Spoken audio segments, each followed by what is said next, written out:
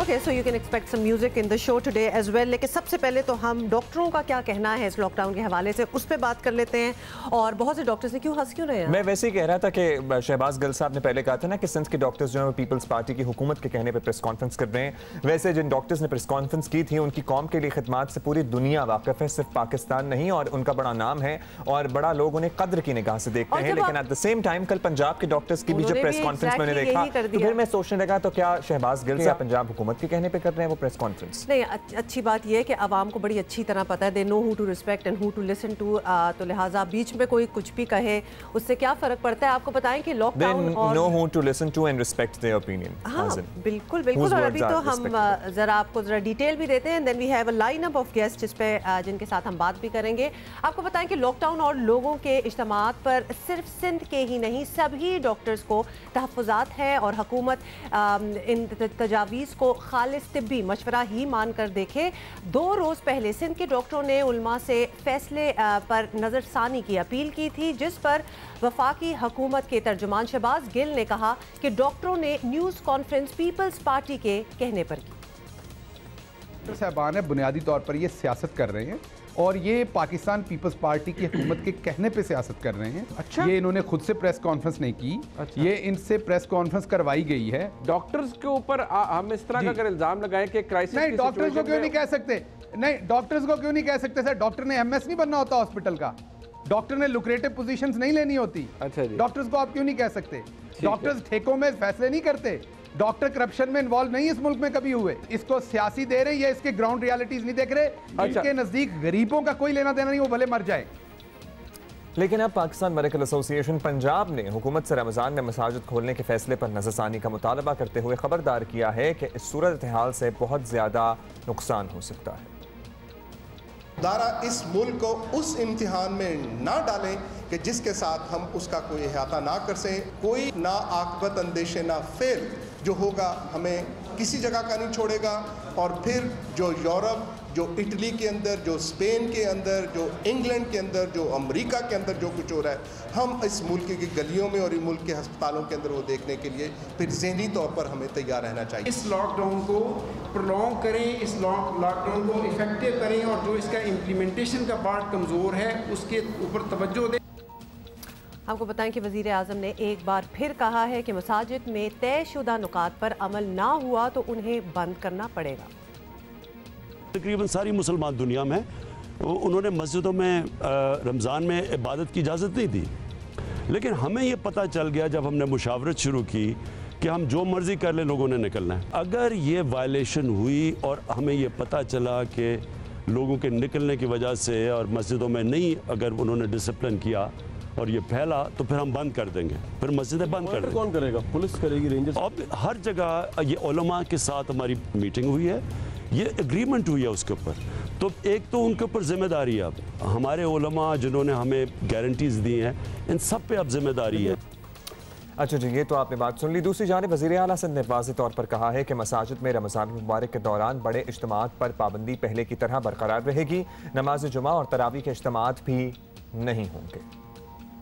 Doctor हजरात से सलाह मशवरा किया, उन्होंने मुझे कहा कि जी अगले 10 से 15 दिन बहुत ज़्यादा इस वबा के हवाले से मुश्किल आने वाले हैं। इस वजह से हुकूमत सिंध ने ये फ़ैसला किया है जुम्मे के दिन, जैसे पिछले 4 जुम्मों में हमने किया है कि 12 से 3 बजे एक सब किस्म का लॉकडाउन करते हैं। हम लोगों से यही दरख्वास्त करेंगे कि लोगों रोडों पर ना निकलें। रमज़ान शरीफ शुरू होगा, तरावियाँ होंगी, उसके लिए भी जो मुतय्यन लोग हैं मस्जिद में वो तरावी मसाजिद में पढ़ें, लेकिन बाकी लोग घरों में तरावियाँ पढ़ें। ये जो हुकूमत पाकिस्तान का फ़ैसला है उससे इन्हराफ बिल्कुल नहीं है, ये मैं सबको यकीन दिलाना चाहता हूँ। ये मुश्किल फ़ैसले हुकूमतों की ज़िम्मेदारी है, इसलिए हमने ये मुश्किल फ़ैसला किया है। हमारे अस्पतालों में इस वक्त ओवरफ्लो कर रही हैं, रोज़ाना 100 की तादाद में नए मरीज़ आ रहे हैं। हमारी जो सहूलियात हैं हम उनको बेहतर करने की कोशिश कर रहे हैं, लेकिन हम ये नहीं चाहते कि हमारे अस्पताल से जो हमारा हेल्थ सिस्टम है वो कोलैप्स कर जाए। अच्छा जी, ये तो आपने सुन लिया। और पाकिस्तान में कल पहला रोज़ा और आज पहली तरावी होगी। सिंध हुकूमत के फैसले को अवाम और उलमाए कराम कैसे लेते हैं, आज वाजे हो जाएगा। ये हमें बहुत से लोगों ने ज्वाइन किया। सबसे पहले आपको बताएं कि पाकिस्तान मेडिकल एसोसिएशन पंजाब के general secretary doctor Malik Shahid Shaukat हमारे साथ हैं। उनसे बात कर लेते हैं। डॉक्टर साहब, आप सबसे पहले तो पूछेंगे कि ये जानेंगे कि डॉक्टर्स अमूमी तौर पर क्या राय रखते हैं कि कोरोना के फैलाव को रोकने के लिए लॉकडाउन कितना मददगार साबित हुआ है या हो सकता है, इसकी अगर आप कोई तफसील दे सकें। अब तक तो काफ़ी कुछ पता चल गया होगा। ये असल में रवैयों की जंग है, ये मेडिसिन की जंग नहीं है। और आप जब भी सड़कों पर जाके देख लें, कोई सोशल डिस्टेंसिंग नहीं है, लोगों को शायद इसकी सीवियरिटी का एहसास नहीं है, इसकी फैटेलिटी का एहसास नहीं है कि ये क्या कर सकती है बीमारी। तो इस बीमारी से बचने के लॉकडाउन की एक स्ट्रेटजी ये दुनिया के अंदर फ़ायदेमंद थी, फ़ायदेमंद है। अब ये उन मुल्कों के अंदर देखें ना, चंद एक ममालिक ऐसे भी हैं जो लॉकडाउन के ऊपर बिलीव नहीं करते। वो कहते हैं स्प्रेड हो जाए ताकि हर्ड इम्यूनिटी क्रिएट हो जाए। वो वहाँ चल जाता है, वहाँ पर दे आर सिविलाइज्ड, उनके अंदर एक डिसिप्लिन लोग हैं। उन्होंने एक लाइन लगा ली है तो उसके अंदर वो 6 फुट का फुक्का लगा के खड़े हैं। यहाँ पे आप ये अभी तंदूर के की दुकान पे चले जाएं, इतना रश है। अभी मैं आ रहा था रास्ते में इस प्रोग्राम के लिए, तो मैं तो हैरान रह गया देख के। नाश्ते वाली दुकानों के ऊपर रश है, इसी तरह रश सब्जी वालों के ऊपर है, एक बेहंगम दौड़ है। और ये जो क्राउडिंग है, असेंबली है, ये इसके लिए ज़हर का। अच्छा कंपैरिजन नहीं हो सकता। बिल्कुल, पंजाब में तो अभी तक ये फैसला बरकरार है, लेकिन सिंध में ये फैसला कह सकते हैं कि ऑलमोस्ट वापस हो गया है। डॉक्टर्स ने हुकूमत, उलमा और ताजर बरादरी से दरख्वास्त की थी कि दुकानें और इज्तिमाई इबादत वाला फैसला वापस लिया जाए, क्योंकि इसके बहुत ज़्यादा मुज़र असरात हो सकते हैं, कई गुना ये बीमारी बढ़ सकती है, तो ये बोझ अस्पताल उठा नहीं पाएंगे। अगर खुदा न खास्ता ऐसा हुआ, केसेस बढ़े, तो आप पंजाब के अस्पताल के मामलात हैंडल कर लेगी पंजाब गवर्नमेंट? पंजाब में जो फैसिलिटीज़ हैं, आपको लगता है कि हाँ मैनेजेबल है? देखिए, मेरे आका हजूर सल्लल्लाहु अलैहि वसल्लम, मेरी जान पे कुर्बान, हदीस है कि वबा वाले इलाके में ना जाओ, और अगर वहाँ पर बैठे हो तो वहीं रुक जाओ। तो ये वबा है। देखिए, मेरे आका ने तरावी को नहीं भी पढ़ा था कि ये लोग फ़र्ज ना समझ लें। मैं समझता हूँ बीइंग अ डॉक्टर कि हम जो भी कर लें, अगर ये प्रैक्टिस हमने स्टार्ट कर दी तो उस वो प्रैक्टिस के अंदर डिसिप्लिन टूट जाएगा। डिसिप्लिन टूटेगा, मैनेजमेंट कमेटी मस्जिदों की ये ओबे नहीं कर सकेगी। वो लोग कहेंगे कि ये भाई इबादत से रोक रहे हैं, हालांकि यही इबादत घर में भी की जा सकती है। और तारीख़ इस्लाम इसके कई प्रेसिडेंट्स अवेलेबल। बहुत बहुत शुक्रिया डॉक्टर शाहिद शौकत हमसे बात करने का। एक और पर्सपेक्टिव लेंगे और अभी हमें ज्वाइन किया है पैरामेडिकल एसोसिएशन खैबर पख्तूनख्वा के सदर डॉक्टर हुसैन अहमद हारून साहब ने। डॉक्टर साहब, खैबर पख्तूनख्वा में लॉकडाउन था तो सही, लेकिन उस पर ऐसा अमल दरामद नहीं था जैसा कि हमने देखा है बाकी मुल्क के दीगर हिस्सों में। आपके ख्याल में कोरोना वायरस का फैलाव रोकने के लिए मौसर लॉकडाउन कितना ज़रूरी है? अभी तक जो इस बीमारी का जो इलाज है वो सिर्फ और सिर्फ लॉकडाउन है। लॉकडाउन के अलावा इस बीमारी का कोई इलाज नहीं। हमारे इस्लाम में, हमारे दीन में भी यही हुक्म है कि जब कोई वबाई मर्ज़ फैलेगा, जब कोई वबाई मर्ज़ आएगा तो उसमें आप घरों तक महदूद हो जाएं। आप इज्तिमा में जाने से परहेज़ करें। आप हिजरत को मना फरमाया है। आप एक शहर से दूसरे शहर नहीं जा सकते। अब लॉकडाउन जब लॉकडाउन नहीं होगा, क्योंकि अभी तक जिन कंट्रीज़ ने लॉकडाउन किया है उन कंट्रीज़ ने इस जंग को जीता है। चाइना आपके सामने है। वुहान में जब ये वबा फैली थी सबसे पहले दिसंबर में, तो उसमें वुहान में उन्होंने लॉकडाउन किया, कंप्लीट लॉकडाउन किया। और वो उस लॉकडाउन से वहाँ के जो स्टूडेंट हैं, वो जो मेडिकल के स्टूडेंट हैं, उनसे हमारा राब्ता रहा है। उन्होंने हमें बताया है कि वहाँ उनको घर से निकलने की भी इजाज़त नहीं थी। इस किस्म का लॉकडाउन होना चाहिए। इसका इलाज सिर्फ लॉकडाउन है। अगर आप लॉकडाउन नहीं करेंगे तो ये बीमारी जो है ये इतनी फैलेगी, इसका कंट्रोल जो होगा वो ना डॉक्टरों के हाथ में होगा और ना ही हुकूमत के हाथ में होगा। आपकी भी शदीद रिजर्वेशंस हैं यानी कि डॉक्टर साहब ये बताइएगा कि अब तो हुकूमत ने ही लॉकडाउन हम वफाकी तौर पर कह रहे हैं कि सरकारी तौर पर मसाजिद में भी लोग जाएंगे, इजाज़त दे दी है, बाजार भी अपेरेंटली थोड़े थोड़े खुलेंगे, तो लोगों को क्या किया जाए? वो खुद एहतियाती तदाबीर अगर इख्तियार ना करें तो आपको क्या लग रहा है, क्या सूरत हाल बनेगी? और आपको वाकई लगता है कि हमारा आम आदमी ये SOPs जो हम करते रहते हैं उस पर अमल कर सकेगा? हुकूमत को चाहिए कि वो आवाम को इस पे अमल करने के लिए खुद अमल करे, खुद अमल करके दिखाए, ताकि आवाम जो है उस तरीके से अमल करे, ताकि आवाम में आप शऊर पैदा करें, अवेयरनेस पैदा करें कि इस बीमारी से बचाव का सिर्फ और सिर्फ एक ही तरीका है, एक ही हल है जब तक ये वैक्सीन नहीं आती, वो है लॉकडाउन, लॉकडाउन, लॉकडाउन।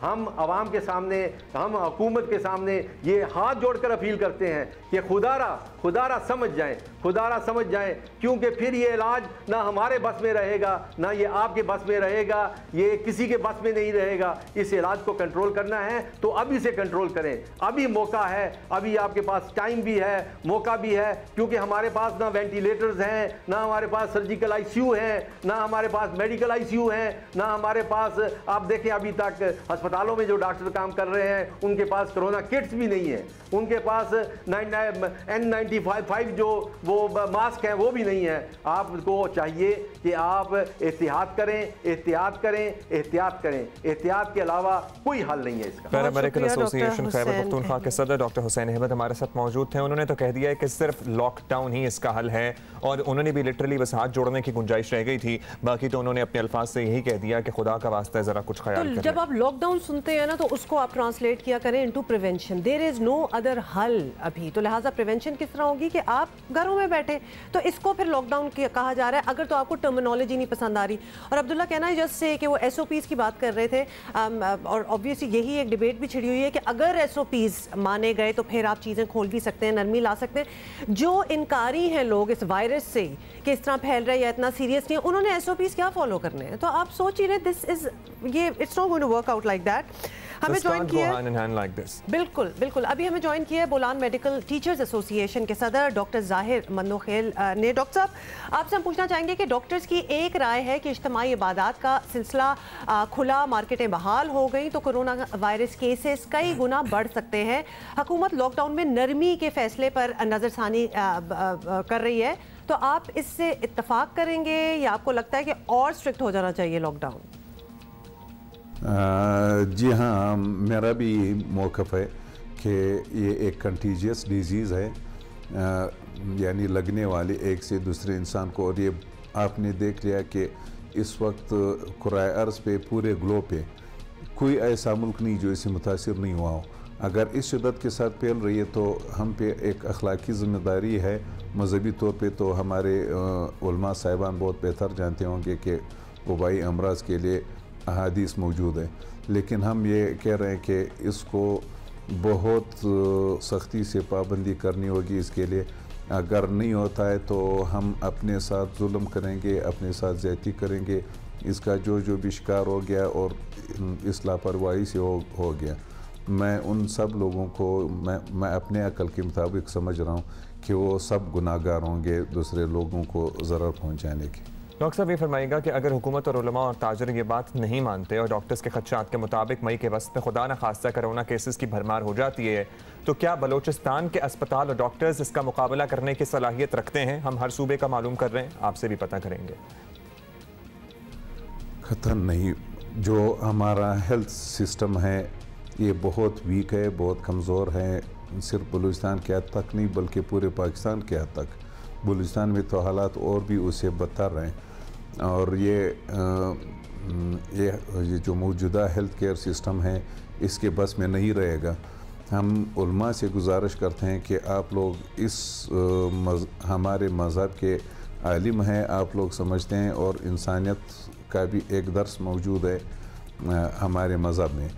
उस हिसाब से सब ख्याल रखें कि अल्लाह इस वबा को कम से कम रखे और लोगों की जान अल्लाह बचाए इस वक्त। बहुत बहुत शुक्रिया डॉक्टर ज़ाहिर मंदोखेल, आपने भी एग्जैक्टली वही बात की जो हर डॉक्टर एक्चुअली यही कह रहा है, और हमने आज अपने व्यूअर्स को, आवाम को ये राय दिखानी भी थी। कल हमने सिंध की बात की और थी, पहले सिर्फ सिंध की बात हो रही थी ना, अब हमने आपको तमाम सूबों की आरा से आगाह कर दिया। तमाम सूबों के जो माहिर डॉक्टर्स हैं, जो अपने अपने शोबे में नाम रखते हैं, जो ओहदेदारान हैं, वो ये हाथ जोड़कर गुजारिश कर रहे हैं। और वैसे भी I was speaking to a few doctor friends, वो कहते हैं कि हम जब घर जाते हैं तो अपने माँ बाप से नहीं मिलते, अपने बच्चों को अपने से 6-6 फुट दूर करते हैं। जब हम ये अपने घरों में कुर्बानी कब से दे रहे हैं, कई हफ्तों से दे रहे हैं, तो आप प्लीज़ हम पर इतना तो रहम करें कि अपने घर में बैठ जाएं।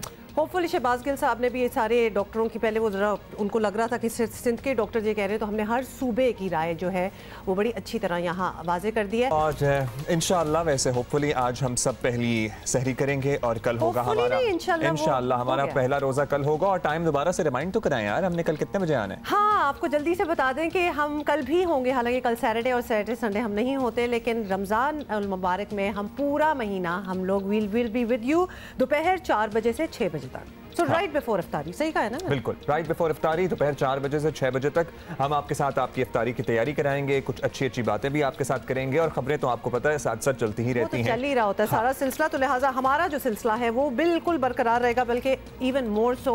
आपको बताएं, रुयत हलाल कमेटी में पहली बार वजारत साइंस एंड टेक्नोलॉजी की नुमाइंदगी भी होगी, और अब से चांद देखने के काम में उलमा और साइंस जो है वो साथ साथ चलेंगे। अच्छा शुगून है, रमज़ानुल मुबारक का चांद देखने के लिए मरकज़ी और जोनल रुयत हलाल कमेटियों के इजलास में हुए, लेकिन चांद नज़र आने की कोई शहादत मौसूल नहीं हुई। और इजलास के बाद मुफ्ती मुनीबुर रहमान ने 25 अप्रैल बरोज़ हफ्ता जो कि कल है, उसको मुल्क में पहले रोज़े का ऐलान किया। पाकिस्तान के किसी भी मकाम से रमज़ान मुबारक का चाँद नज़र आने की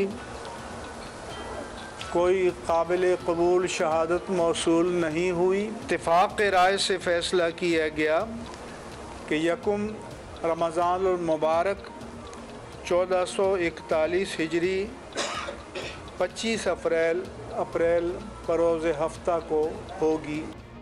अच्छा भी इसी पे बात करते हैं। वजारत साइंस और टेक्नोलॉजी के वज़ीर हैं हमारे फेडरल मिनिस्टर हैं फवाद चौधरी साहब, उन्होंने हमें ज्वाइन किया है। जॉय साहब बहुत शुक्रिया, आपने वक्त दिया। जॉय साहब, आप तो ये कहा करते थे कि रुयत हलाल कमेटी की ज़रूरत ही नहीं है, लेकिन अब जब कमेटी साइंस की मदद लेने को तैयार है तो आप गुंजाइश निकाल ली है आपने, या ये कमेटी अपना रवायती काम जारी रखे? What do you think about it? देखिए, ये फैसला मेरा तो नहीं है, ये फैसला तो ज़ाहिर है वफाकी काबीना ने फैसला करना है, और उन्होंने जो कैलेंडर है उसको इन्फोर्स नहीं किया, और मिनिस्ट्री ऑफ रिलीजियस अफेयर्स को कहा कि इस पर कंसेंसस पैदा करें। मिनिस्ट्री ने हमारा जो एक ऑफिसर है ministry of science and technology के, उनको शामिल कर लिया इस ज़मीन में। लेकिन असूली तौर के ऊपर अगर आप लार्जर तस्वीर देखेंगे, पिक्चर देखें, तो रुयत हलाल कमेटी की कोई ज़रूरत नहीं है। और बआसानी ये कैलेंडर के बाद जो है उससे आप देख सकते हैं कि कब ईद है, कब रमज़ान है, और हतमी तारीख जो है वो टेक्नोलॉजी तय कर चुकी है, लिहाजा उसको बदल तो नहीं सकते। को मेरे या मौलवी साहब के कहने के ऊपर चांद ने अपना मदार तो नहीं बदल दिया। राइट, अब ये भी बताइएगा कि रुयत हलाल कमेटी में वजारत साइंस और टेक्नोलॉजी के नुमाइंदे भी शामिल हो गए, तो क्या उम्मीद की जा सकती है कि अब उलेमा और साइंस साथ साथ चलेंगे, और एटलीस्ट कम से कम चांद देखने की हद तक ये मामला जो है मुस्तकबिल में भी जारी रहेगा? देखिए, बात यह है कि वैसे तो खैर आपने एक रुयत हलाल कमेटी जो है वो मौजूद है, और बरसों से ये काम जो है वो इस तरह से चल रहा है, लेकिन हकीकत ये है कि अब अगर आप साइंस और टेक्नोलॉजी को देखें तो अब कोई ज़रूरत नहीं है हमें हर दफ़ा लोग इकट्ठे करने की, इसलिए कि आपने चांद देखना है, क्योंकि टेक्नोलॉजी जो है इट एनेबल्स यू कि आप अगले कई 100 सालों के चांद भी बता सकते हैं।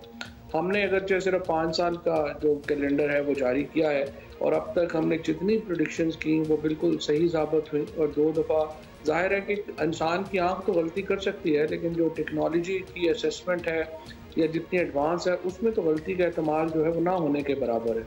लिहाजा अल्टीमेटली जिस तरह से ब्रुनाई है या टर्की है, मलेशिया है, इंडोनेशिया है, जहाँ पे वो रुयत के ऊपर नहीं जाते और खालिस्तान अपने कैलेंडर पे भरोसा करते हैं, अल्टीमेटली तो हमें उस तरफ जाना चाहिए।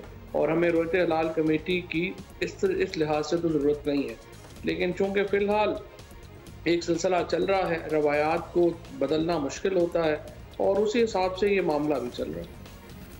अच्छा चलें, आपने तो वैसे भी पहले और वजारत साइंस टेक्नोलॉजी की तरफ से तो पहले बता दिया गया था for a very long time we knew कि 25 अप्रैल को ही होगा, के हफ्ते को पहला रोज़ा होना है। फवाद साहब, अब रमज़ान का चांद देखने वाला काम तो चले हो गया, आपके कैलेंडर के हिसाब से ईद कब बन रही है ये भी आप बता दें कि साइंसी कैलेंडर क्या कहता है आपका, और क्या इस बार भी उलमा और साइंसी कैलेंडर ये सब एक पेज पे होंगे ईद को लेकर? देखिए, बात यह है कि वो तो आप pkmoonsighting.com के ऊपर जाएंगे तो आपको मालूम हो जाएगा कि वहाँ पर ईद जो है उसकी तारीख भी जो है वो दी गई है। लेकिन मैं आपसे ये कह रहा हूँ कि ये कोई अकल, इल्म और दलील के ऊपर आप अगर मामला चलाएं तो फिर तो जाहिर है कि कोई इसमें फ़र्क नहीं है, क्योंकि हमारा जो मज़हब है वो मज़हब ही वो है कि जिसने सबसे पहले कहा, जिसमें पहली वही ये है कि इकरा यानी पढ़, और फिर उसके बाद रसूलुल्लाह सल्लल्लाहु अलैहि वसल्लम की हदीस है कि इल्म हासिल करो चाहे तुम्हें चीन क्यों ना जाना पड़े। और इल्म के ऊपर बुनियाद है हमारे मज़हब की, तो जिस मज़हब की बुनियाद इल्म के ऊपर है, अकल के ऊपर है, दलील के ऊपर है, जाहिर है कि वो मज़हब साइंस और टेक्नोलॉजी से ज़्यादा जो है वो तो आपको दर्ज से नहीं देगा ना कि आप साइंस के ऊपर भरोसा ना करें। वो तो आपको कहेगा आप साइंस पे भरोसा करें, इल्म पे भरोसा करें, अकल पे भरोसा करें। अब ये तो जो आगे इंटरप्रिटेशन करने वाले हैं, तशरीह करने वाले हैं, ये तो उनके मसाइल हैं, और उनके मसाइल जो हैं वो कोई अकल पे बेस नहीं है, वो इंटरेस्ट पे बेस है। जब इंटरेस्ट पे बेस नहीं होंगे तो जाहिर है हम और वो एक हो जाएंगे, कोई प्रॉब्लम नहीं। फवाद चौधरी, बहुत बहुत शुक्रिया फॉर टॉकिंग टू अस। और ये आपने बात जो कर दी है कि अकल को इस्तेमाल करें, दलील को देखें और इस इन्वायरमेंट को भी देखें, तो हम लॉकडाउन पे वापस चले जाते हैं कि how important this lockdown is. Abdullah, वैसे तब से उस वेबसाइट को ढूंढ रहे हैं जो भी आपने मेंशन किया, देख रहा था। आई गेस 1 जून बन रही है। हाँ, 1 जून क्या बने, मैं अभी बताता हूँ आपको एग्जैक्टली। वैसे नहीं 1 जून नहीं हो सकता अब्दुल्ला, ये बहुत ज्यादा हो जाता है, वो तो महीने से ज्यादा हो जाता है। यकम शव्वाल इज अब्दुल्ला, अच्छा इसमें तो 2019 का आ रहा है, इन्वेस्ट कर देंगे। आगे चले प्लीज, आगे तो टाइम है तुम्हें। संडे 24 मई, हाँ देखा ये सही था, तो 24 मई को बनता है और 24 मई बनेगा जी Sunday, as you said very rightly. So ये सब कुछ वेबसाइट पे, मुझे नहीं पता था this websites actually exists and this is every information, तो हम आपको बता दें। बिला मकसद नहीं, बिलाल मकसूद बात कर रहा हूं। और मुझे पता नहीं क्यों लग रही है अनवर मकसूद साहब ने लिखा है। और मैं ये सोच रहा था कि माया किस कदर दुबली हैं और माशाल्लाह बेकिंग चल रही है साथ साथ। हाँ, मतलब वो फिर किसी और को ही खिला देती होंगी, खुद तो सूंघती भी नहीं होंगी बिल्कुल। अच्छा, but coming back to business, और पहले हम बात कर लें, आपको बताएं कि कोरोना की रोकथाम के लिए सिंध हुकूमत की कोशिशों की इनकार नहीं, लेकिन साथ ही कुछ सवालात भी उठ रहे हैं और सिंध हुकूमत के सियासी मुखालफिन भी इसका साथ देने में बिल्कुल यकजा नजर आए हैं। लेकिन वफाकी हुकूमत को पहले दिन से सिंध हुकूमत की लॉकडाउन पॉलिसी ज़्यादा पसंद नहीं आ रही। गुज़िश्ता रोज़ एहसास टेलीथॉन में वज़ीर आज़म इमरान खान ने सिंध हुकूमत को तनकीद का निशाना बनाया। एकदम सिंध गवर्नमेंट ने फैसला किया कि वो बिल्कुल ही वो लॉकडाउन करने जा रहे हैं जो कि बिल्कुल लोगों को कर्फ्यू टाइप सिचुएशन। उनको देख के, क्योंकि मीडिया में पजीराई मिली, 18th अमेंडमेंट के पास सूबों के पास इख्तियारात हैं, वो उन्होंने अपने फैसले करने हैं। पंजाब ने भी फॉलो किया, KP ने भी फॉलो किया बलूचिस्तान में, लेकिन कम थे उनके लॉकडाउन। सिंध सबसे ज़्यादा लॉकडाउन कर दिया। अब अगर मैं तब पहले दिन से कह रहा था कि हमें बैलेंस करना है, हमारे मुल्क में हालात मुख्तलिफ हैं यूरोप से, अमेरिका से। ऑल्दो डॉक्टर्स पूरी तरह से हुकूमत के साथ हैं और बार बार ये कह रहे हैं कि लॉकडाउन मज़ीद सख्त किया जाए और इसका दौरानिया भी बढ़ाया जाए। वैसे आप कराची की सड़कों पर 1-1.5 हफ्ते से निकलें तो आपको वज़ीर आज़म साहब आएंगे तो आपको मालूम होगा कि कोई ख़ास लॉकडाउन था नहीं, जितना सख्त आपको इंप्रेशन गया है। शायद जहाँ पर मजमा होगा वहाँ पर प्रोबेबिलिटी कि अगर किसी को होगा तो इन्फेक्शन बढ़ता है। जब एक एक्सपोनेंशियल ग्रोथ होगी तो फिर इनको संभालना मुश्किल होगा, और वही हाल होगा जो इटली में हुआ है, जो UK में हो रहा है, जो अमेरिका में हो रहा है। लॉकडाउन का सिलसिला है, इसको कम से कम अगले 2 से 4 हफ्ते के लिए सीरियसली सोचना पड़ेगा। आपको बताएं कि जो लोग सिंध हुकूमत की मुखालफत कर रहे हैं वो भी डॉक्टरों के मौक़िफ़ की तायीद कर रहे हैं कि ज़बरदस्त एहतियात के सिवा कोरोना से बचने का और कोई रास्ता नहीं, विच इज़ वेरी ट्रू, काफ़ी बार हमने बताया भी है। अच्छा, इसी पे हम बात करते हैं, ज़रा सियासी मुखालिफिन की बात ही कर रहे हैं तो हम पहले बात करेंगे मुस्तफ़ा कमाल साहब, पाक सरज़मीन पार्टी के सरबराह हैं। मुस्तफ़ा साहब, बहुत शुक्रिया आपका। ऑल्दो मैं आपकी जब भी प्रेस कॉन्फ्रेंसेस देख रहा हूँ कुछ दिन से, तो मुझे लगता है कि आपको भी सोशल डिस्टेंसिंग को ज़रा मलूज़े खाते रखना चाहिए, क्योंकि आपके यहाँ भी लोग बहुत करीब खड़े होते हैं। लेकिन अभी हम जो सिंध गवर्नमेंट का फैसला आया है, वज़ीर आला सिंध की रात गई, हमने टॉक सुनी है, उस पर क्या कहेंगे? खुश आइंद है ये फैसला या फिर आप समझते हैं कि इस पर नज़रसानी होनी चाहिए? नहीं, देखिए, हमारे पास मेरे ख्याल ऑप्शन ही नहीं है, और ठीक बात है, चूंकि एक्सपर्ट्स कह रहे हैं और जो कि दुनिया का इस वक्त जो भी ट्रेंड है, हम उससे कोई ज़्यादा मुख्तलिफ नहीं है। जितने दिनों में अमेरिका में और यूरोप में मसाइल हुए थे, वो हम जैसे ही थे, फिर एकदम से अगले जो 2 वीक्स थे, जो हमारे अब 2 वीक हैं, वो फिर इस पे पीक पे जाएगी सारी चीज़ें, ये खदशात हैं। तो मैं समझता हूँ हमारे पास कोई ऑप्शन नहीं है माहिरीन की राय और जो डॉक्टर्स की राय मानने के अलावा। बट जो हमारे यहाँ प्रॉब्लम है एक्चुअली, वो प्रॉब्लम हमारे यहाँ एक मिसिंग लिंक है। देखिए, फेडरल गवर्नमेंट कोई फैसला करती है, प्रोविंशियल गवर्नमेंट कोई फैसला करती है, 25 करोड़ के लोगों को उस वाली बात को समझाना वो सिर्फ एक प्रेस कॉन्फ्रेंस या टीवी पे आकर एक ऐलान कर देने से नहीं होता, और सड़कों पर पुलिस और रेंजर्स लगाकर उसकी इम्प्लीमेंटेशन करने से नहीं होता। जो कि हमारी गलियों में, हमारे मोहल्लों में जो एक सरकार की उसकी लोगों के वोटों से मुंतखब हुआ हुआ आदमी होता है, वो मिसिंग लिंक है। 3rd year of the government जिसने इन तमाम चीजों को इम्प्लीमेंट करना है, क्योंकि वो मिसिंग है, इसलिए हमारे यहाँ केओस है बहुत ज्यादा। मुझे लगता है कि हम अभी भी रिएक्शनरी एडमिनिस्ट्रेशन कर रहे हैं। हमारे पास कोई प्लान नहीं है। हमारे पास प्रॉब्लम जिस दिन रेज हो जाती है, कोई इशू आ जाता है, हम वहां पर उस दिन वो डिसीजन करते हैं, अगले दिन उसके अपने डिसीजन को फिर कॉन्ट्रडिक्ट कर रहे होते हैं। आप इसलिए देखिए कि फेडरल गवर्नमेंट और प्रोविंशियल गवर्नमेंट में मुसलसल क्यों, और अभी हमारे यहाँ क्राइसिस अभी शुरू हुआ नहीं है। मुझे ये डर है कि खुदा न खास्ता ये क्राइसिस अगर बढ़ गया तो फिर तो आपका चूंकि सिस्टम नहीं है, और ये फिर प्रोविंशियल गवर्नमेंट के अकेले वजीर आला के चीफ मिनिस्टर की ब्रीफिंग से या वजीर आजम के कौम से खिताब से इन मसाइल को नहीं निपटा जा सकता।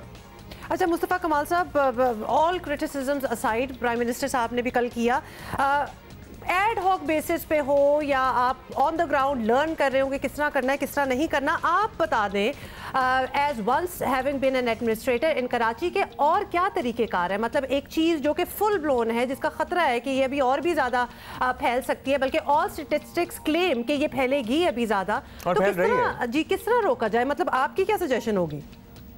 देखिए, मैं आपसे यही अर्ज किया मैंने कि हमारे पास तो इस लॉकडाउन के अलावा जो भी माहिरीन कह रहे हैं जो हमारे पास सिचुएशन है, इसके अलावा कोई और दूसरा ऑप्शन है नहीं। अब इसको इम्प्लीमेंट कैसे किया जाए? आपको अगर फर्स्ट करें आप कराची की बात करते हैं या फिर आप दूसरे सूबे और पूरे सूबे की बात करते हैं, हमें ये समझना चाहिए, हमें किसको समझानी है ये बात कि भाई लॉकडाउन हमारी सेहत के लिए बहुत ज़रूरी है, हमारे लिए बहुत ज़रूरी है, इंसानों को। और वो इंसान कोई ख़ास किसी इलाके में नहीं रह रहा, हर वो इंसान जो कि कराची में या सिंध में या पाकिस्तान में रह रहा है, उन हर 4 गलियों के ऊपर जब उनका अपना आदमी 3rd year of the government वाला वो समझाएगा, वो बात उनको ज्यादा समझ में आएगी। हर मस्जिद के ऊपर एक काउंसलर होता है, हर 2 मस्जिदों के ऊपर एक काउंसलर होता है, हर मोहल्ले में एक यूनियन काउंसिल होती है। पूरे पाकिस्तान में 1.5 लाख से ज्यादा इलेक्टेड लोग मौजूद हैं, जिसको मैं पिछले 2 महीने से 1.5 महीने से ये कह रहा हूं कि खुदा के वास्ते किसी एक ऑर्डर के जरिए उनको 3 महीनों के लिए एक्टिवेट कर दें। 1.5 लाख से ज्यादा हमारे पास इलेक्टेड लोग मौजूद हैं, वो सस्पेंड हुए हैं कहीं पे, उनकी जो है उसको उनको बिठा रखा है। वो जब गली का काउंसलर अपनी 4 गलियों को समझाएगा वजीर आला की बात या वजीर आजम की बात, वो लोग उसको मानेंगे और वो सोल्यूशन दे पाएगा। ये बहुत अच्छा मशवरा है। होपफुली आपकी बात जो है वो सुन रहे हो सीएम साहब भी या उनके ऑफिस से कोई, और लेकिन वो इसको इम्प्लीमेंट किया जा सके। तो सुन ही रहे होंगे ना, तो वो किस चीज का इंतजार कर रहे हैं? वो अपने भी ये काम शुरू कर सकते हैं। मुस्तफा कमाल साहब, आपने देखा कि कराची के बहुत ही सीनियर तरीन डॉक्टर्स हैं जिन्होंने प्रेस कॉन्फ्रेंस की, और इस पर फिर वफाकी हुकूमत के एक नुमाइंदे ने कह दिया कि ये तो सियासी हैं और इनसे करवाई गई है और इनको तरक्कियां चाहिए। ऑल्दो उन डॉक्टर्स की रेपुटेशन, आप भी कराची के रहने वाले हैं, सब उससे वाकिफ हैं, लेकिन जब इस तरह का बयान आ जाता है दूसरी तरफ से, मुखालिफिन की तरफ से, तो फिर आप नहीं समझते कि उन डॉक्टर्स की कही हुई बात की कदर जो है वो खासी कम हो जाती है और फिर उसे लोग सीरियसली नहीं लेंगे, या फिर एक इबहाम, एक डाउट तो जहन में आ जाएगा ना आवाम के? नहीं, बिल्कुल नहीं आएगा। जो लोग उन डॉक्टर्स को जानते हैं और जो लोग इस बात के, जो आप वफाकी जो नुमाइंदे हैं उनको जानते हैं, अगर दोनों को जानते होंगे तो इबहाम नहीं आएगा।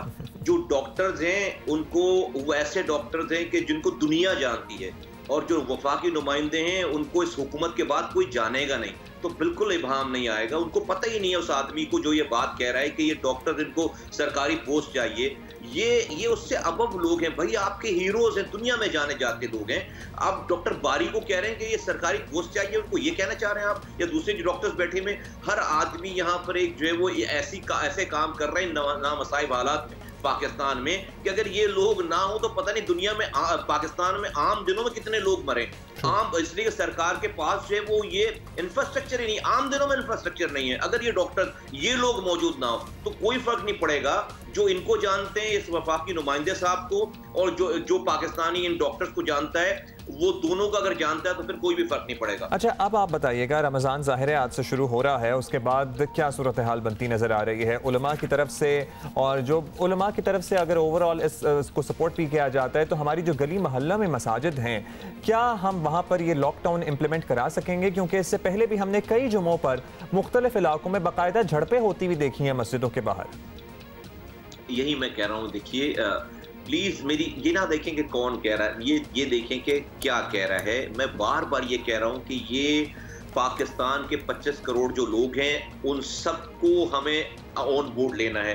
पाकिस्तान का कोई ऐसा इलाका नहीं है जो कि हम उसको जो एक्सक्लूड कर सकते हैं। जब ये मैग्नीट्यूड है आपके पास अपनी चीज़ों को इम्प्लीमेंट कराने के लिए, तो कोई एक वफाकी वजीर की मशीनरी, कोई एक वफाकी हुकूमत या सूबाई हुकूमत की मशीनरी ये अमल नहीं कर सकती। आपने मस्जिदों का जिक्र कर दिया, आप पुलिस से या MPA MNA से इसको नहीं कंट्रोल कर सकते। मेरी बात प्लीज अब भी मानी जाए। कोई एक दिन के अंदर, एक घंटे के अंदर आप कोई ऐसा कानून लेकर आए जहां पर आप हर 4 गली के ऊपर जो हमारा यूनियन काउंसिल का आदमी है, जो अगर आपने सस्पेंड भी कर रखा है, उसको एक्टिवेट करके उसको ऑन बोर्ड करें। देखिए इस वक्त पाकिस्तान में इंक्लूसिव पॉलिटिक्स की जरूरत है। और फिर साथ साथ मैं ये कह रहा हूं कि हर पार्टी का आदमी लीडर आए टीवी पे और कहे कि मेरा जो भी कारकुन पाकिस्तान के जिस इलाके में रह रहा है, उस इलाके की यूनियन काउंसिल के और काउंसलर के अंडर में जाकर अपनी खदमात को सरेंडर करें।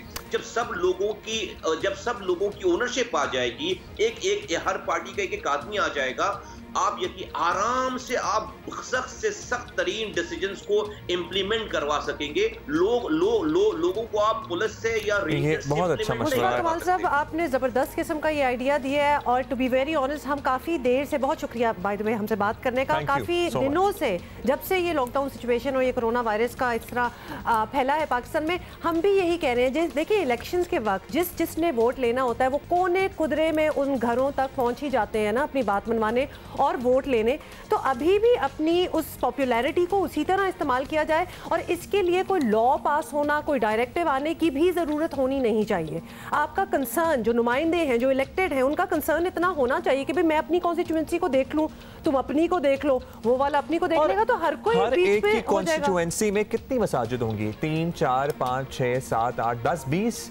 आप हर मस्जिद में जाके बात कर सकते हैं। हर काउंसलर या हर जो बल्दियाती नुमाइंदा है उसकी कॉन्स्टिट्यूएंसी में कितनी मसाजिद होंगी? जो इन्फ्लुएंशियल हैं मोहल्ले के, जो समझदार हैं, वो ज़रा बात करें। क्योंकि एट द सेम टाइम हम ये नहीं चाहते कि मसाजिद के बाहर लोग जाने की कोशिश कर रहे हो, पुलिस उन्हें रोक रही हो और वो एक बहुत ही अजीब सूरत हाल पैदा हो जाए। और वो तब भी होनी थी अगर ये इजाज़त दी आज़न खुली रहती और SOP पर अमल दरामद कराने के लिए भी वहाँ पे झगड़े होने थे। क्योंकि जिस डिस्टेंस की बात कर रहे थे उसमें तो 25% से ज़्यादा लोग एंटर ही नहीं हो सकते थे। ऑब्वियसली ये समझ नहीं आ रही। मेयर कराची वसीम अख्तर साहब हमारे साथ मौजूद हैं, उनसे ज़रा बात करते हैं। बहुत शुक्रिया आपका, आपने हमें ज्वाइन किया। वसीम अख्तर साहब, लॉकडाउन कराना और फिर उसके मौशी असरात पूरे मुल्क में सबसे ज़्यादा कराची का ही मसला है। डॉक्टर्स तो हाथ जोड़ कर कह रहे हैं कि ज़िंदगियाँ बचा लो, लॉकडाउन सख्त करो। आपको उनकी बात में वजन नज़र आता है? जो डॉक्टर्स ने एक प्रेस कॉन्फ्रेंस की है, मैं समझता हूँ इसको सीरियस लेना चाहिए। जहाँ तक हमारे मजहबी उलमा हैं, उनको भी चाहिए कि इस लॉकडाउन पे अमल कराएं। देखिए नमाज तो हम घर में भी पढ़ सकते हैं, कोई मसला नहीं है, हम तरावी भी घर में पढ़ सकते हैं, मगर हमें डिस्टेंस रखना होगा, हमें SOP पे अमल करना होगा, वरना खुदा ना खास्ता ये अगर फैल गया तो हमारे हॉस्पिटल्स की कैपेसिटी नहीं है कि हम उसको हैंडल कर सकेंगे। तो हमें एक समझदार शहरी होते हुए जो एक्सपर्ट्स भी हमें बता रहे हैं, गाइड कर रहे हैं, तो उस पर हमें अमल करना चाहिए। मैं टोटली मुत्तफिक हूँ डॉक्टर्स की जो प्रेस कॉन्फ्रेंस है उससे कि लॉकडाउन किया जाए और अगर SOP दी जाती हैं तो उस पर अमल भी किया जाए, कोई लाहेअमल बनाया जाए, जो कि मैंने पहले भी कहा है कि जो ट्रेडर्स हैं उनको कंपनसेट किया जाए किसी ना किसी तरह से, उनको ऑन बोर्ड लिया जाए, ये मामला रिजॉल्व हो सकता है। बिल्कुल सही है वसीम अख्तर साहब, अगर आप इसी तरह सोचते हैं तो आप फिर ये बताएं कि आपके इत्तेहादी तहरीके इंसाफ वाले समझते हैं कि लॉकडाउन में नरमी की बात करने वाले सियासी डॉक्टर हैं, तो उनके बारे में आप क्या कहेंगे? क्योंकि आप तो इन सब डॉक्टर्स को ज़ाती तौर पर भी जानते हैं, इंडस अस्पताल हो या डाउ यूनिवर्सिटी, सब बड़े मोतबर इदारे हैं और आप पर्सनली भी इन डॉक्टर्स को जानते हैं, तो क्या कहेंगे इस बारे में? नहीं, मैं इन सबको जानता हूँ, कोई भी इसमें सियासी डॉक्टर नहीं है। डॉक्टर बारी जो इंडस को हेड कर रहे हैं और जो CM साहब की कमेटी में मेंबर भी हैं, वो खुद इस प्रेस कॉन्फ्रेंस में बैठे हुए थे। इनका सियासत से कोई ताल्लुक नहीं है। ये ज़ाहिर एक्सपर्ट्स हैं, ये डॉक्टर्स हैं, इनका एक एक्सपीरियंस है और ये जानते हैं कि इस वायरस से कैसे निपटा जा सकता है। उस पे अमल कराने के लिए ये इनका फ़र्ज़ भी है कि आवाम को आगाह कर रहे हैं, और जो कि इन्होंने किया एक प्रेस कॉन्फ्रेंस के थ्रू टोटल पूरे मुल्क को आगाह किया है। और मैं अपने कराची के शहरियों से कहूँगा कि बिल्कुल इस पे अमल करें, डिस्टेंस रखें, जो तरीके बताए गए हैं उनको अपनाएं ताकि हम इस कोरोना को शिकस्त दे सकें। शुक्रिया आपका वसीम अख्तर साहब। अभी इसी पर बात करेंगे, जमात इस्लामी कराची के अमीर हैं हाफिज़ नईमुर रहमान साहब। हाफिज़ साहब शुक्रिया, आपने वक्त दिया। हाफिज़ साहब, कुछ मारूफ डॉक्टर्स ने हुकूमत के नाम ख़त लिखा, लॉकडाउन में की गई नरमियाँ वापस लेने का कहा, तो उन पर इल्ज़ाम आ गया वो सियासी हैं। What do you think? आप भी कराची के रहने वाले हैं। जब आप लोगों को राशन नहीं दे रहे, मुलाजिमतों से निकाला जा रहा है, इंडस्ट्री बंद होने के नतीजे में एक अजीब व गरीब सूरत हाल पैदा हो गई है, डेली वेजर के लिए ज़िंदगी बरकरार रखना मुश्किल हो गया हो और लोग जो है परेशान हाल हों, भूख का शिकार हों, और ऐसी सूरत में फिर कोई फैसला हो और फैसले के बाद दोबारा से एक नया सिलसिला शुरू हो जाए, तो इसे सियासत नहीं कहेंगे तो और क्या कहेंगे। इसलिए डॉक्टर हज़रात को भी अपनी चीज़ों को ज़रा सा देखना चाहिए कि ऐसी कोई चीज़ न पैदा करें जिससे क्योस फैले, खौफ व हरास फैले और तयशुदा फैसलों के ऊपर सवालात उठना शुरू हो जाएं। उन्हें जो मशवरा देना है वो हुकूमत के साथ जुड़े हुए हैं, उनके साथ नत्थी हैं, उनके साथ मुआवनत में हैं, उन्हीं को दें, और हुकूमत की तरफ से कोई ऐलान सामने आए और जिसका जो काम है वो करे। मस्जिद के मुतालिक फैसला उलमा इकराम के मशवरे से किया गया है, वहीं पर मुशावरत हो, असर न हो। लेकिन अगर आप आवाम की सतह पर ये चीज़ें फैलाना शुरू कर देंगे तो उसके नतीजे में कन्फ्यूजन बढ़ता है, मसाइल। जैसे तिब्बी मामला है, यह मजहबी मामला है नहीं। अच्छा, आप ये भी बता दीजिए कि आपने डॉक्टर्स को भी ऑब्वियसली अब सुन लिया है, तो दीगर तिब्बी माहिरीन भी कह रहे हैं कि लॉकडाउन में नरमी नहीं होनी चाहिए, तो इस पर आपका क्या मौक़िफ़ है? आप अमीर गरीब सबके घर पे राशन पहुंचाएं, 1 महीने के लिए कर्फ्यू लगा दें, किसी को घर से बाहर ना निकलने दें, कोई कुछ नहीं कहेगा, सब ताउन करेंगे, मसला हल हो जाएगा। लेकिन जब रियासत अपनी जिम्मेदारी पूरी नहीं कर रही, हुकूमत अपनी जिम्मेदारी पूरी नहीं कर रही, एहसास प्रोग्राम के तहत मिलने वाला फंड भी वही पुराने खातों की बुनियाद पर चल रहा है और बहुत कम लोग ऐसे होंगे उसमें जो जेन्युइन तरीके से फैज़याब हो रहे हैं, तो फिर आपसे ये सवाल पैदा होता है कि चंद मखसूस जगहों के हवाले से तो बहुत बढ़ बढ़ कर लोग बात करते हैं कि बंद हो जाना चाहिए, और पूरा ज़िंदगी का निज़ाम जो है वो हुकूमत चलाने में नाकाम हो गई है और सोशल डिस्टेंसिंग करने में वो हर जगह पे नाकाम हो गई है, तो उसकी जिम्मेदारी कौन कबूल करेगा? इसलिए ये अहम सवाल जब तक है। और फिर आखिरी बात यह है कि कब तक ये सिलसिला चलता रहेगा विफाक और सूबे की लड़ाई का, और कब तक लोगों को जो है वो ये पैगाम देते रहेंगे कि कौम जो है वो लड़ रही है और झगड़ रही है और कोई एक रास्ता हम तय नहीं कर सकते। ये फैसला करना भी इन्हीं हुकूमतों का काम है, आवाम का काम नहीं है। सबको ऑन बोर्ड लीजिए, सबको मुशावरत का हिस्सा बनाइए, फिर जो फैसला कीजिए, फिर लोगों को रिलीफ भी दीजिए, वरना फिर आपको दुकानें भी खोलनी पड़ेंगी, इंडस्ट्री भी खोलनी पड़ेगी और लोगों के बिल भी माफ करने पड़ेंगे। सबको ऑन बोर्ड लेना चाहिए। बहुत शुक्रिया आपका हाफिज़ नईमुर रहमान साहब। लेकिन एक बात, ये जो बात है ना कि फैसला उलमा कराम ने करना है, उनका मशवरा बसद एहतराम सर आँखों पर, लेकिन जाहिर है ये तो बीमारी फैलने और ना फैलने की बात है ना, ये तो ज़िंदगी और मौत का मामला है। ये तो डॉक्टर आपको बताएगा ना कि आपने रोज़ा रखना है या अगर आप नहीं रखना है, तो ये तो तिब्बी मामला है, ये तिब्बी मसला है बेसिकली। नहीं, लगता ये है कि डॉक्टर आपको नहीं बता सकता, कोई और बताएगा। अच्छा जी, लेट अस मूव ऑन। और हम आपको बहुत सी चीज़ें बता रहे हैं, लेकिन एक और बात जो हम आपको दिखाना चाहते हैं, कोरोना और लॉकडाउन में सिंध पुलिस पर मामूल से कहीं ज़्यादा बोझ है, और यहाँ पर हम अपने प्लेटफॉर्म का इस्तेमाल करते हुए खराज तहसीन भी पेश करेंगे तमाम पुलिस एहलकारों को। बहुत ही मेहनत तनदही से अपनी जान लिटरली दाव पर लगाकर ये लोग ड्यूटी दे रहे हैं। और ख़ासतौर पर जब मैं देखती हूँ ना कि वो ड्यूटी दे रहे होते हैं और लोग मानते भी नहीं हैं, तो फिर मुझे बड़ा ही उनके और ट्रैफिक पुलिस एहलकार भी और रेंजर्स एहलकार भी जहाँ जहाँ ड्यूटी दे रहे हैं। एब्सोल्युटली। तो लिहाजा एक दफ़ा फिर आपको बताएं कि पुलिस एहलकार बड़ी मेहनत कर रहे हैं और शहरियों को भी ताउन करना चाहिए इनके साथ। और इस हवाले से नुमाइंदा खुसूसी जियो न्यूज़ अफजल नदीम डोगर ने एडिशनल IG गुलाम नबी मेमन से बात की है और वो हम आपके साथ शेयर करना चाहते हैं। जी हुमा और अब्दुल्ला, जैसा कि आप जानते हैं कि कोरोना वायरस लॉकडाउन के हवाले से पुलिस जो है वो इंतहाई फ्रंटमैन सोल्जर का जो है किरदार अदा कर रही है। दिन में लाखों की तादाद में लोगों को जो है पुलिस को फेस करना पड़ता है नाकों पर। इसमें ऐसे में पुलिस के जो कुछ जवान जो हैं वो भी इससे मुतासर हुए हैं कोरोना वायरस से, तो इनके बचाव के लिए क्या इक़दाम किए गए हैं और इनको किस किस्म की मुश्किलात पुलिस मुलाजमीन को यहाँ पर होती है, इस हवाले से हमारे साथ एडिशनल IG कराची मौजूद हैं। उनसे हम पूछते हैं कि गुलाम नबी मेमन साहब से कि पुलिस वालों को कौन सी इसमें मुश्किलात हैं और उनके तदारक के लिए क्या कर रहे हैं। इसमें हमने मुख्तलिफ यूनिट्स बनाए हुए हैं जो हर टाइम पे मुख्तलिफ नाकों पे जाके उनका टेम्परेचर चेक करते हैं और हम कोशिश कर रहे हैं कि वो जो बचा की इसमें जो भी प्रिकॉशनरी मेयर्स हम ले सकते हैं, जैसे पानी और साबुन का साथ हाथ धोना या सैनिटाइज़र का यूज़ करना, तो ये हम कोशिश कर रहे हैं कि इस तरह की चीज़ें हम प्रोवाइड करें अपनी पिकेट्स पे। कोरोना वायरस का शिकार हुए हैं आपके जो लोग हैं पुलिस के मुलाजिम, उनको उन पर कितनी तवज्जो दी जा रही है, किस लिहाज से उनको केयर की जा रही है? हमारे जितने ऑफिस स्टाफ है वो ज़्यादा इफेक्ट हुआ है। मतलब ये कि जो ऑफिस में काम करता है बजाय कंपैरिजन जो बंदे यहाँ पे चौक पे खड़े हैं और लोगों के साथ इंटरेक्ट कर रहे हैं, तो हमने लोगों को मुख्तलिफ यूनिट्स में जहाँ के हैं उसके कंसर्न सुपरिटेंडेंट पुलिस को ये नॉमिनेट किया हुआ है कि वो उसकी वेलफेयर का ख्याल करेगा।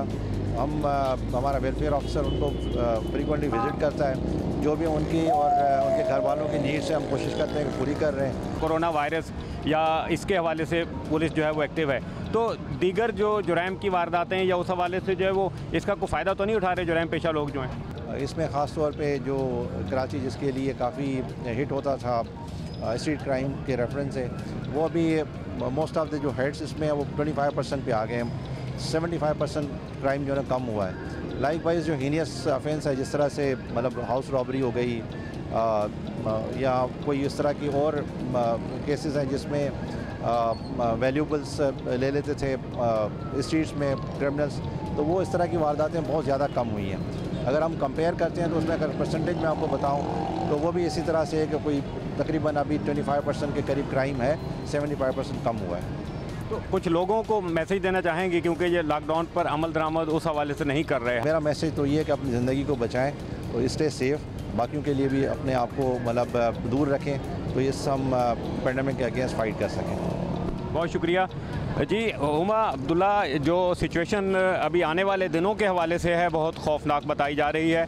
इस हवाले से शहरियों को यही मशवरा दिया जा रहा है कि वो ज़्यादा से ज़्यादा वक्त अपने घर पर गुजारें और कोशिश करें कि वो जो है वो एहतियात करें, जितनी मुमकिन हो सके एहतियात करें। जी चलें, वंडरफुल डोगर साहब, होपफुली आप बाहर निकल रहे हैं फील्ड में, अपना ख्याल रख रहे होंगे। वैसे अगर आप मास्क लगा के भी हमें रिपोर्ट कर देंगे तो हम नहीं माइंड करेंगे। पर इट्स ओके, मेरा ख्याल इतनी प्रॉक्सिमिटी नहीं थी, लेकिन ग्लव्स तो पहनने ही चाहिए, specially when you are outside somewhere. Please. क्योंकि ये जो लोग जो हमारे रिपोर्टर्स भी जहाँ पुलिस एहलकारों का तस्करा कर रहे हैं, हमारे जो कॉरेस्पॉन्डेंट्स जगह जगह जाके रिपोर्ट कर रहे होते हैं और हम तक हकाइक पहुँचा रहे होते हैं, ये भी एट रिस्क होते हैं और ये भी मुतासर हो रहे हैं ऑलरेडी। सो प्लीज़ एवरीबडी, जब आप किसी रिपोर्टर को देखें तो उनका भी ज़रा ख्याल किया करें और ऑनलाइन उनका मजाक और गालियाँ भी ना दिया करें। And don't hate media people. I don't know, ये एक और रुझान है, मुझे इस बात की आज तक समझ नहीं आई। I know you guys are watching us, so then why all the hate? But anyway जी, आगे चलते हैं। आपको बताएं कि कोरोना वायरस से निपटने के लिए वज़ीर आज़म इमरान खान की एहसास टेलीथॉन में शहरियों, सनतकारों, शोबिस शख्सियात ने दिल खोल कर फंड्स दिए और ट्रांसमिशन के दौरान 55 करोड़ रुपए जमा किए गए हैं। 55 करोड़ रुपए। और कोरोना रिलीफ फंड में obviously huge amount। हाँ, तो कोरोना रिलीफ फंड में जी अब 2 अरब 76 करोड़ रुपए से ज़ायद फंड्स जमा हो गए हैं। और वज़ीर आज़म ने कहा हुकूमत पैसा खर्च कर रही है, लेकिन मुतासरीन इतने हैं कि इसके लिए बहुत ज़्यादा रकम दरकार है। आमिर मीर साहब, आप वक्फे पे जाने से पहले कुछ कहना चाह रहे थे? मैं ये कहूँगा कि हमें कंसंट्रेट करना चाहिए फंड रेजिंग पे। पूरी कौम हमें देख रही है और जितने ज़्यादा हम इसमें फ़ंड इकट्ठे करेंगे तो उससे पाकिस्तान का नाम बुलंद होगा। तो इसमें मैं चाहूँगा कि आप एक सेगमेंट ऑफ सोसाइटी जो है वेरी इंपॉर्टेंट, जिसको आपने 90s में मोबिलाइज़ किया था और वो आपका प्रेशर ग्रुप बना था और वो थे बच्चे। स्कूलों के बच्चे, मुझे याद है आप ये कामरान शाहिद साहब स्कूल में पढ़ते थे, आप इनके स्कूल में गए, इन्होंने भी आपके लिए, ये भी मेरे स्कूल में पढ़ते थे, ये भी कैसे। अच्छा, और ये फिर आपकी टाइगर फोर्स में भी शामिल हो गए थे। ये जो फैसल जावेद साहब हैं, ये भी स्कूल के ज़माने से ही कंट्रीब्यूट कर रहे हैं। मैं कुछ लोगों को आपकी मिसाल दे रहा हूँ। उस ज़माने में आप जब स्कूल में जाते थे, असम्बली से खिताब करते थे, तो वो बच्चे जो हैं वो अपने पेरेंट्स को, अंकल को, आंटी को मोबिलाइज करते थे। तो इस वक्त मैं चाहूँगा कि आप जो स्कूलों के बच्चे जो घरों में बैठे हुए हैं, छुट्टियाँ हैं, उनको बताएं कि अगर आप इस वक्त कंट्रीब्यूट करेंगे इसके SMS के ज़रिए भी, इसका मुस्तकबिल में आपको क्या फ़ायदा है। हुआ ये हामिद, मैं ब्रीफ बैकग्राउंड दे दूँ कि वो इतना ज़्यादा पैसा इकट्ठा करना था, 70 करोड़ रुपया इकट्ठा करना था। मैं अपने जिन लोगों को जानता था, जब उनके पास जाता था, जैसे ही 70 करोड़ कहता था वो यानी मुँह इधर कर लेते थे। तो आखिर में मैंने सोचा कि मैं क्या करूं, इतना ज़्यादा पैसा था। तो उन दिनों में मैं क्रिकेट खेल रहा था, सबसे ज़्यादा बच्चे क्रिकेट के शौकीन थे। तो किसी ने आइडिया दिया कि स्कूलों में चले जाओ। तो मैं फिर स्कूलों में चला गया और वो इतनी ज़बरदस्त कैंपेन थी जिसमें कामरान शाहिद ने भी शिरकत की और बड़े लोग, अब तो सफ़ेद बाल लोग आके कहते जी मैं आपका टाइगर था स्कूलों में। तो उसने ऐसा ज़बरदस्त एक मोमेंटम बनाया माँ बाप को उन्होंने, और उससे एक और भी बड़ा चेंज आया जो मुझे बड़ा खुशी होती है। क्योंकि मेरी जो क्रिकेट टीम थी, जब मैंने शुरू में फंड रेजिंग शुरू की, क्योंकि मैं सिर्फ आखिरी 3 साल अपनी क्रिकेट खेला ही हॉस्पिटल के लिए। तो वो कोई मैं प्राइज़ जीतता था, मैन ऑफ द मैच होता था, एक दो जगह गाड़ियाँ जीती मैंने, तो मैं हॉस्पिटल के नाम कर देता था। 2.5 घंटे में हमने 2 अरब रुपया से ज़्यादा इकट्ठा कर लिया है। तो अब प्राइम मिनिस्टर साहब ये भी बताएं कि ये जो 2 अरब रुपया आपने इकट्ठा किया है, इसको आप कितने लोगों पे खर्च करेंगे और कैसे खर्च करेंगे। सबसे पहले तो हमें प्लीज़ एक चीज़ याद रख लें कि ये जो अब फंड रेजिंग है, ये हम एक 2020 मैच नहीं खेल रहा है। ये एक किसी को नहीं आज बैठ के आज कोई भी आप नहीं कह सकते कि 2 हफ्ते के बाद क्या होगा, 1 महीने के बाद, 2 महीने के बाद, कोई भी दुनिया में नहीं कह सकता, क्योंकि एक ऐसी चीज़ है इसका कोई प्रेसिडेंस नहीं है। इसलिए ये जो फंड रेजिंग है ये मुसलसल रहेगी। हमारे पैसे, मुझे जो खौफ है कि हमारे पास जो पैसे हम खर्च कर रहे हैं, ये एहसास प्रोग्राम में कैश ये जो दे रहे हैं, बिल्कुल इस वक्त नीचे तबका है। लेकिन मुझे खौफ ये है कि सफ़ेद पोश भी, वो भी बड़ी मुश्किलों के अंदर लोग हैं जिनकी एकदम छोटे कारोबार ख़त्म हो गए हैं, जो जा भी नहीं सकते, ज़कात के लिए भी नहीं हाथ फैला सकते, बड़े मुश्किल वक्त हैं लोगों के। तो ये सारी हमारी कोशिश होगी, गवर्नमेंट अपने भी फाइनेंसेस, जिस तरह मैंने कहा, हम बैंकों से भी ले रहे होंगे, इंटरेस्ट फ्री लोन्स भी दे रहे होंगे। कई जगह के हम गरीबों के लिए जो निचला जो 300 यूनिट से कम बिजली इस्तेमाल करते हैं, उनके लिए हमने गैस और बिजली के लिए, सब के लिए, उनके लिए भी हमने डिफ़र कर दिए पेमेंट्स। तो पूरी कोशिश करें आसानी के लिए, लेकिन ये जितना भी पैसा आता रहेगा ये सब जाएगा इनके लिए। तो ये तो एक दिन है, अब रमज़ान शुरू हो रहा है। रमज़ान में आपको पता है लोग दिल खोल कर अतिया करते हैं, ज़कात निकालते हैं, खैरात निकालते हैं। इस वक्त सबसे ज़्यादा किसी को ज़रूरत है तो वो ये फ़ंड है, ये तबका है। बिल्कुल, और जो लोग दे सकते हैं, और आपको बड़ी अच्छी तरह पता है जितना देंगे उतना ही भर जाएगा आपके पास। ये पता नहीं किस तरह how it works, but that is how it works every time. It works, मतलब ये तो हम सारों को बड़ी अच्छी तरह पता है कि जितना दोगे उतना ही आएगा। एट द सेम टाइम आपको कल की टाइमिंग बताते हैं जरा। कल इंशाल्लाह और फिर चांद रात तक हमारा और आपका इंशाल्लाह साथ रहेगा विदाउट ए ब्रेक, और हम शाम 4 बजे आपके साथ मुलाकात किया करेंगे रोजाना। और तब आपकी जरा तैयारी श्यारी या तो शुरू हो गई होगी या बीच में होगी इफ्तारी की बनाने की, और दीगर इबादत का सिलसिला भी साथ साथ जारी रहेगा, और हम आपको खबरें भी बता रहे होंगे। और हम आपको बता दें कि 4 से 6 तक। तो लिहाजा लॉकडाउन का प्लीज जरूर ख्याल रखें, बाहर मत निकलें, खुदारा बाहर मत निकलें, और हम जो है आपको वर्चुअली एंटरटेन करने के लिए। तो सी यू टुमारो इंशाल्लाह। Have a blessed Ramzan ahead.